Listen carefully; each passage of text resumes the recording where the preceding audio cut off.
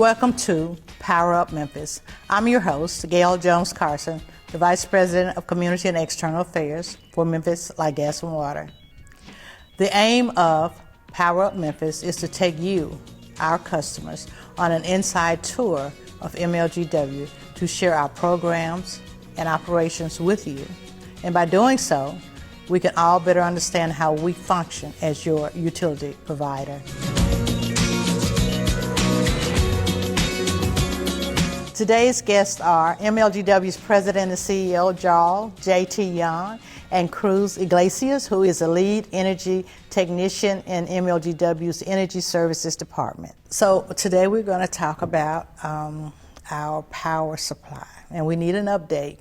Okay. So for the benefit of our viewers who may not be familiar, can you give us an overview of MLGW's power supply efforts, including the Integrated Resource Plan and subsequent request for power supply proposals? Sure. Thank you, Gail. We actually, for the last probably 4 or 5 years, have been involved in evaluating the best option for power supply to the MLGW service area. As you know, we currently are a full service requirements customer of Tennessee Valley Authority, along with 152 other local power companies. We began this process with an evaluation called the Integrated Resource Plan. That plan looked at, it's kind of like you're going to pull your house plans together and figure out, what kind of things you need. So from a power supply standpoint, the Integrated Resource Plan did just that for the MLGW area. It looked at what's the optimal way to get power to this area for the long term in the most reliable, cost-effective way. And so portfolios were put together with different types of technologies for delivering energy. Once that was done, essentially you got your house plans now with the Integrated Resource Plan. And then we transitioned last year into what was called the request for proposal phase, which you would do with your house plans. Once you got them ready, you put them out for bids and see who can build it at the best price. And that's what we did beginning last summer. And the RFP process really went through last month, essentially because we had some prices refreshed in August of last month.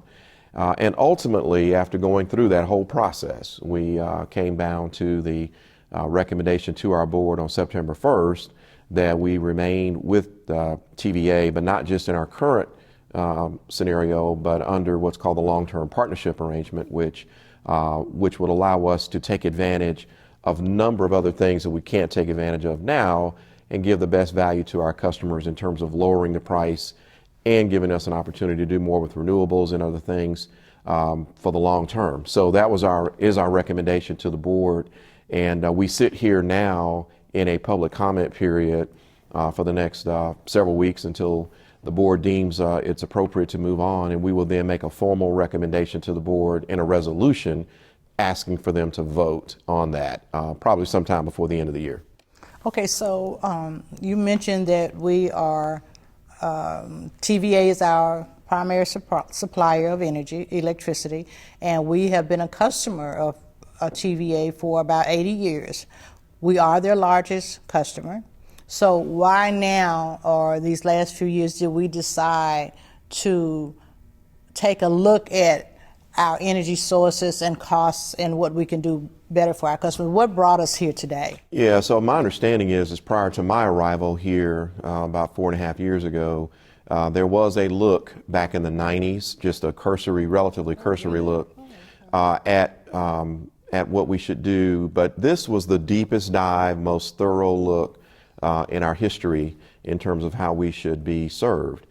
When I arrived here in early 2018, some folks will recall that we had an entity that was suggesting that they could provide cheaper wholesale power to us out of a generating plant in North Alabama. That really began wheels turning about the possibility of going down this road again, which is again what we've done. And so we took it, we wanted to make sure we did this process in a way that could be memorialized and that the process would be able to stand up to scrutiny. So we did it in a way that was, I think, very thorough in terms of evaluating it, not just guessing and whatnot. So I'm really, really excited and grateful to our team as well as our partners, both at Siemens, during the Integrated Resource Plan, and GDS associates who handle the RFP process, who actually who pulled this through. And so we had a lot of eyes on it and a lot of commitment to making sure it was done in an excellent way. Okay, so there were several groups out there, energy groups and other groups, who were saying we could possibly save as much as $450 million if we were to leave TVA. And after this, Siemens did the research and the deep dive into all the energy sources. Where are we with what we can actually save? Could we have saved $450 million for our customers? Yeah, so one thing I'll clarify is, we never had any analysis inside of MLGW that indicated that level of savings of $400 million or anywhere close to that. The Integrated Resource Plan guesstimated back in 2020 somewhere in the neighborhood of 100 to maybe 120 million or so in annual savings on wholesale power. And again, that was a guesstimate. It was an engineering estimate. They did not have real world pricing. Once we got out to the market and really asked, companies to bid and make commitments in their bids, those numbers came down. So back last December through February of this year, we started receiving prices that indicated somewhere between 25 and 50 million a year that could be saved. Ultimately, after the refreshing of the prices through the short list of vendors, we actually, through this process that we've recommended to our board, it's somewhere in the neighborhood of 30 to 35 million a year that we believe can be saved for our customers through this process, plus some additional opportunities that we would have with regards to planning within the TVA system and whatnot. So we feel like at the end of the day, we're not guessing anymore, we're not estimating anymore. We actually have real world numbers, and so that's where we are. Okay, so you're saying we can possibly save about 35 million. Is that with staying with TVA? Yes. Okay, and so I do know that some of the others who were looking at the process and hoping that we would leave TVA, they wanted us to look at solar. Mm-hmm. So could you explain to our viewers what the situation is with solar? Would there have been a cost? Is there a cost savings? Will we be able to do solar and TVA? So how is that going to work? Yes, the long-term partnership does allow us something that our current contractual arrangement with TV does not. Mm-hmm. Under our current contractual arrangement with TVA, as everyone knows, it's an evergreen arrangement contract with a 5-year notification. However, it does not allow us to provide any of our own self-generation under the long-term partnership, which is a rolling 20-year notification contract, but it does give us the opportunity currently for up to 5% of our generation, of our energy needs, to be done by any means we wish. It doesn't have to be solar, but it can be, of course, renewables is what we want to pursue. But it would still have to be with TVA. Well, we would, right, would work with us. We would make that, we would be able under the long-term partnership arrangement to generate that on our own. We'd have the ability to be able to do that. Of course, we can work with TVA as we do it, but it's not necessary under the long-term arrangement that TVA provide 100%, as they do today, of our energy needs. Again, that's an advantage, we believe, because it allows us to have some more flexibility with regards to how and what type of energy is delivered here. Again, we don't have that flexibility under the current arrangement. Okay, so under the current arrangement, it's a rolling 5-year agreement that we can rear up our contract with TVA every 5 years. Under the proposed plan, we would have to be with them 20 years, and we are getting some pushback from some in the community that they think that 20 years is a long time. But based on some of the presentations I've heard you give, that all of the proposals were long term. All of them were longer than 5 and 10 years. Right. Yeah. And so to clarify, on the 5-year notification, that's a rolling notification. So every day it rolls, and it's continuously 5 years.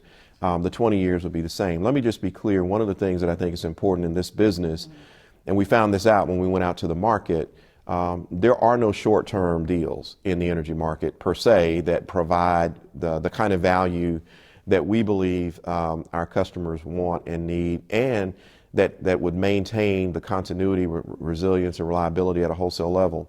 So that's a given. And we knew that on the front end, but we needed to validate that. And so going through this process validated that. We did have some solar proposals that were 15-year arrangements, but for the bulk of the proposals, we even had 30-year deals that were offered to us. In the energy business, when it comes to supply, those arrangements are generally long-term arrangements. And even though they may have a 20-year or 10-year, or 20-year, 25-year, or 15-year, they will generally be renewed because you still have the energy need at the end of that term. So those are typically, in reality, evergreen contracts. They just don't start out that way. And so I think it's important for our viewers to understand, and we've never had to deal with that because, again, we've had TVA providing all our service. But one of the things we learned going to the market is that is really the case when it comes to energy needs. So they are all generally long-term agreements.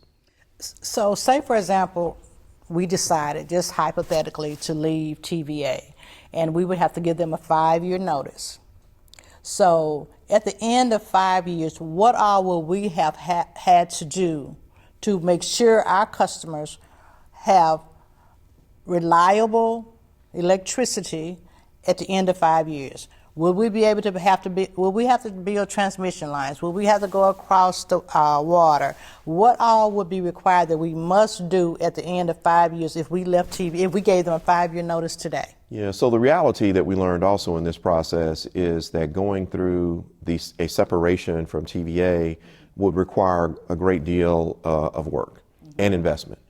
Not to say that that couldn't be done, but it would be a lot of work. And so one of the things that's another advantage of this long-term arrangement is those savings can be realized near term as soon as January of 2023 if we get an agreement and approvals in advance of that, without the investment, time, and infrastructure and all those things that have to happen to possibly get additional savings somewhere down the road. The 5-year out is the contractual arrangement we have with TVA. The construction arrangement, the installation arrangement, the contract, all the things that would need to happen if we were to transition away from TVA.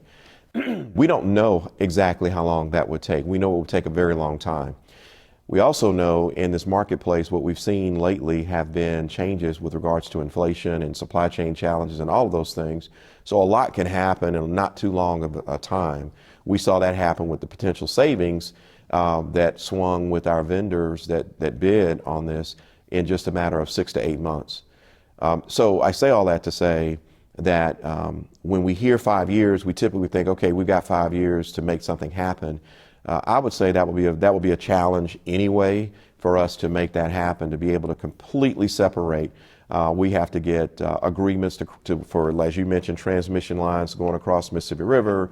That involves Corps of Engineers. That involves other regulatory entities. We don't have control over all the things that we would need to have happen, so we can't necessarily say when and how long it would take.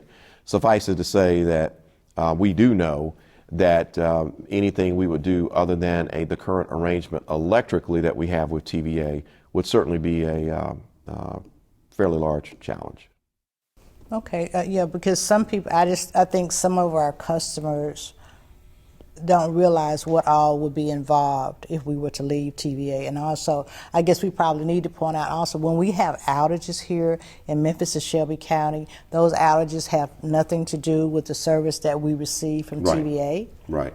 Yeah, we have not had here in Memphis an outage related to TVA. It's my understanding since the late, maybe around 2000, late 90s, 2000 time frame. So it's been over 20 years. So the outages that our customers experience now generally come from our distribution level infrastructure that we are in the process of upgrading at this point. And where are we with the 5-year plan on infrastructure? Yeah, so we, of course, we were impacted by COVID with regards to those upgrades. They are still moving forward. We have endured some challenges. We're having to adjust the time frame on our completion of those upgrades. But we're beginning to see, especially when it comes to the distribution automation system, that as we roll that out to allow for automated recovery of power in the field, that as we roll that out, we're seeing some improvement in outage minutes. And so, but we're probably about 30%, I would guess, 35% along the way. Okay, so let's kind of go back for clarity for our viewers to the recommendation that was received from our consultants that you made to our board. So the board is going to come back with a decision. So they will take that decision to the city council. Is that accurate? So the process is that at the time, once we bring a resolution to the board, which we've not yet done, we made a recommendation for information. We are planning to bring a resolution to the board. We have a minimum 30-day public comment period. It's likely to be longer than 30 days. I know everybody's thinking it's only 30 days, but it's a minimum of 30 days.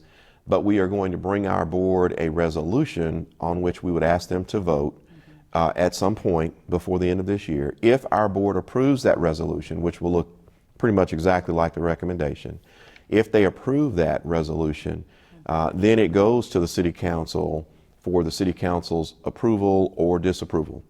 If the city council approves it, then we move forward with the new arrangement with TVA to commence at the date indicated in the contract. If the city council doesn't approve it, we remain where we are in our current arrangement with TVA. And so, which means we will remain with the 5-year contract. Well, we'll remain with the evergreen contract with a 5-year notification, but we will not have the energy savings, the cost savings reduction, 3.1% reduction in base rate energy. We will not have the ability to have flexibility around renewables. We will not have the ability to be engaged in the planning with TVA and being involved, if you will, at the table that this long-term partnership allows. And we will also not have the ability to garner the full benefits of the other offers that TVA has made within their proposal around the area of reducing energy burden and all of that, that would extend, that the longer we're in a contract with them, the value of that increases. So there are a number of things that would be limited if it's decided ultimately that we would not enter into the long-term arrangement. And ultimately it would be the customers. So even if we were trying to wait for the market to get better and maybe we'll be able to get something down the road, okay, fine. But for that interim period of time, we're leaving on the table the savings. We are not able to engage in the long-term planning with TVA. And also, as long as there's the option for us to, exercise that 5-year notification, if that were ever done, any of the value, all those things stop that would be offered to us under the long-term arrangement. So, and we wouldn't have the flexibility on renewables and whatnot. So there's a lot to give up, and the value, I said it in the recommendation, that this recommendation that I believe brings the best value at the least risk for our customers. We don't have to get into construction risk, labor risk, regulatory risk, unknowns like that. We do not have to be concerned about, because there's a lot more certainty, and our customers, we got a lot more things we need to be doing. So this is something that needs to be taken off the table, again, in my opinion. Well, and one of the things that, as I have listened through these last few years as we've gone through this process, many people in the business community and some of those who live in our 6 suburban areas are very, very concerned about reliability, which is what they see that TVA also brings to us. Yeah, and so, again, it's been a very reliable source. There have been those who have said, and we made sure that if we were to leave TVA, I believe that we would have a reliable arrangement. The challenge is getting there. So you have to get there, right? So you can't snap your fingers or wave a wand and get there. You have to construct things, bring in labor, and there are some opportunities for some short-term jobs and whatnot. That's fine. But at the end of the day, there are a lot of unknowns. And so what we've said is it a risk worth taking in this environment today? Or would it be a risk worth taking at any time in the foreseeable future, given what we have seen in other areas? We are not aware of, nor was our consultant, of any entity the size of MLGW with a load our size doing what we were planning to do. That's a heavy lift. So at the end of the day, with this alternative on the table, and it was the only alternative that showed savings, it seemed to me as like a no-brainer. And so this was the best decision for our customers. Exactly. So there was a 6,000-page study, right? Is it 6 or 8,000? Well, if you go out to our website now, there's probably 7,000 pages of all the proposals and everything that we received that our customers can go out and look at any time. It's at mlgw.com /power supply. But you can go out there, and if they want to review the proposals, see what was offered, it's out there for everyone to see. But there's a lot of material out there, including presentations and things that we received. Yeah, And, so we have been very transparent about this process. Everything that we've done, all the proposals are online at mlgw.com /power supply. Yeah, and we wanted to make sure we followed state law on the availability of proposals, and that's one of the reasons we released the proposals when we did. And so we didn't want to usurp or interrupt that process or create any issues. So we tried to do it, and we wanted to make sure we did it the right way in accordance with our value of integrity. And so that's why we did it the way we did. And I'm glad, I appreciate you bringing that up, because many folks in the media and others who wanted us to leave TVA wanted us to give out this information prior to when we were legally allowed to give it. Yeah, so once we made the recommendation to the board, we made a commitment to make all those public, which we have done. We did it on the very same day, September 1st, that we made the board recommendation. But we wanted to do our best to protect that information because, again, it was a competitive bid process. Now that we've made the recommendation to the board, we believe that we are consistent with state law and allowing that information to be public.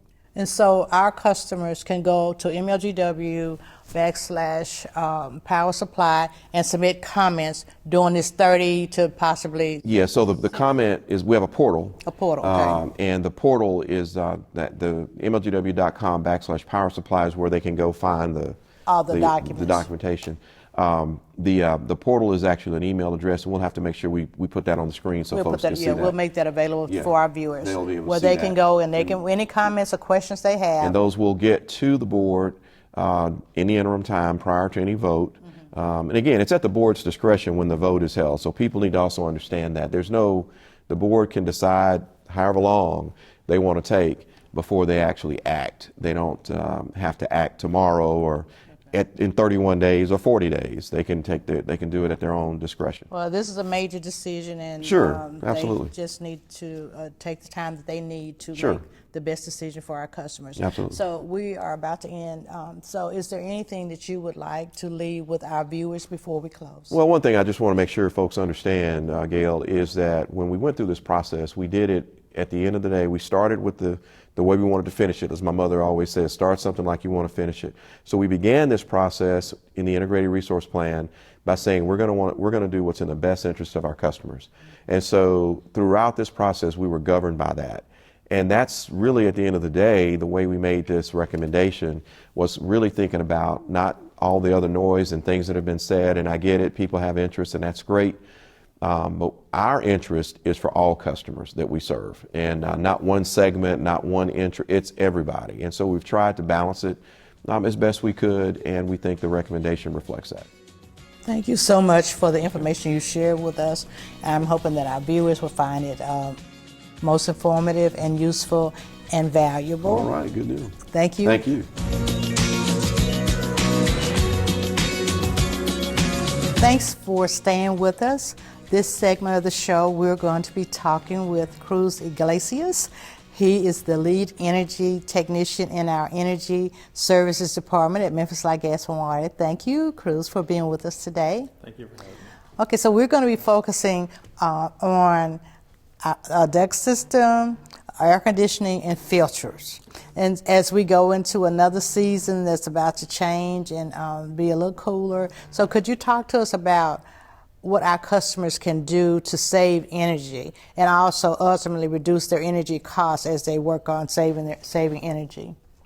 Yes, one thing is a thermostat. That's one thing every customer can adjust. They can, in the summertime, we recommend, and the Department of Energy recommends 78 in the summer, 68 in the winter. And for every degrees you start going up in the summertime, you start increasing up to 6%. Mm-hmm. And in the wintertime, if you start putting your temperature to a higher degree, you can go as much as 8%. Oh, okay. So Okay. adjusting your thermostats. So that's very important. And customers have control of their thermostat, so Yes. they can control their costs. So, okay, let's go into some other savings for our customers regarding duct sealing and filters. Yes, changing filters at least every 3 months. If you Every have 3 months. yes, if you have any pets, I will check them regularly.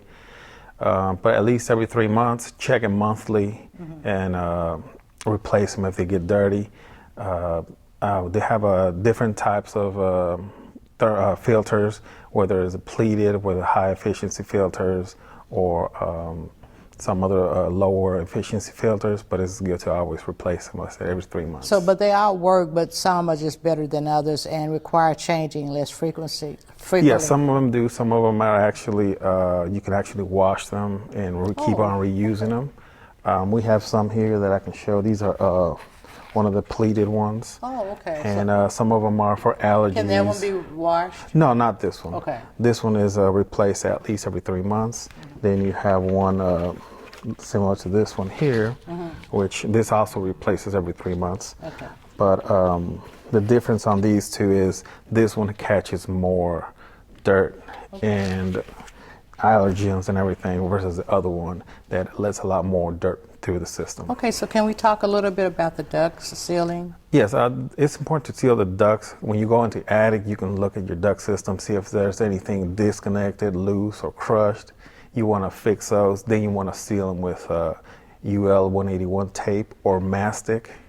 And that's not very expensive, right? No, it's not very expensive, but it does take a little bit of time for you to go up in your attic and check everything. And we also recommend you have adequate insulation around your ducts, because if the heating in the attic in the summertime, all the heat gain can get your attic really hot and your ducts get really cold. So that creates condensation, and you start seeing water dripping from your duct system, and you think you have a roof leak, and it's actually the ducts that don't have enough insulation around them.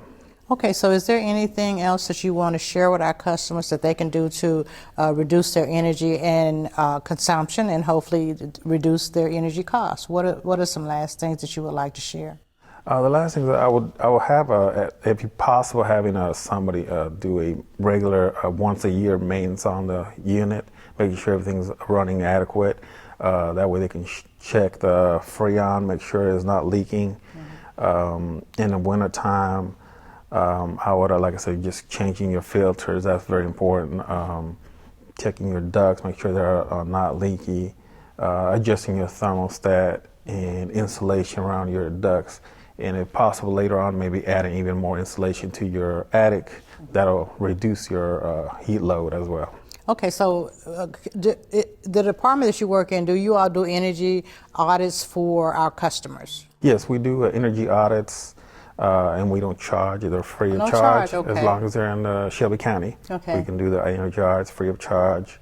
High bill investigations we also do. If you have a high bill, we try and find why your bill's higher, than what you like it to be. Cruz, thank you so very much for being with us today and sharing such valuable information for our customers. And I want to thank our viewers for watching Power Up Memphis. I am Gale Jones Carson. We will see you next month.